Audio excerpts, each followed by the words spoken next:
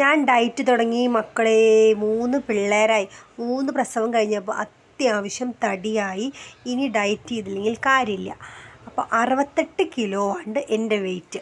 ഈ 3 ആഴ്ച ഞാൻ ഡയറ്റ് ചെയ്തപ്പോൾ 2.5 കിലോ കുറഞ്ഞു. അപ്പോൾ ഞാൻ നിങ്ങളുമായിട്ടത് പങ്കുവെക്കാമെന്ന് വിചാരിക്കുകയാണ്. ഞാൻ ആദ്യം തന്നെയാണ് ഡയറ്റ് ചെയ്തു തുടങ്ങിയത്. ഭക്ഷണം കൺട്രോൾ ചെയ്യുക, ചെറുതായിട്ട് എക്സസൈസ് ചെയ്യുക. പിന്നെ ചേട്ടൻ്റെ ഒരു കൂട്ടുകാരൻ ന്യൂട്രിജനിസ്റ്റ് ഉണ്ട്. ആൾ പറഞ്ഞത് പ്രകാരമായി പിന്നെ ഭക്ഷണ രീതികൾ. ആൾ പറയുന്നത് കാർബോഹൈഡ്രേറ്റ് ഉള്ള ഭക്ഷണം പരമാവധി കുറയ്ക്കുക. ചോറ്, ആട്ട, ഓട്സ്, ഇതിലൊക്കെ കാർബോഹൈഡ്രേറ്റ് അത് കുറച്ച് പച്ചക്കറികൾ, പ്രോട്ടീൻസ് കിട്ടുന്ന പല പല പദാർത്ഥങ്ങൾ കഴിക്കുക.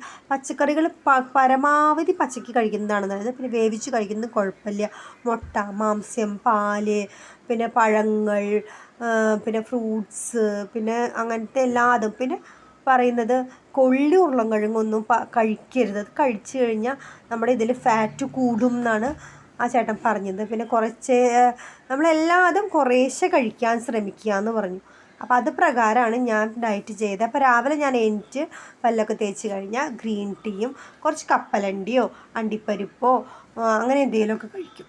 പിന്നെ ഒരു 9 മണിയാകുമ്പോൾ ഒരു റാഗി ദോശ, പിന്നെ ഒരു ഉപ്പേരിക്കറി. അന്ന് എന്താണ് ഉപ്പേരി വെച്ചിരിക്കുന്നത് അത് കഴിക്കുക.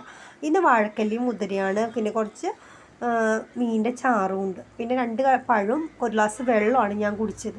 അതൊക്കെ കഴിയുമ്പോൾ ഒരു 11 മണിയാകുമ്പോൾ വിശക്കുകയാണെങ്കിൽ വേണമെങ്കിൽ കുറച്ച് നട്ട്സൊക്കെ കഴിക്കുക കേട്ടോ.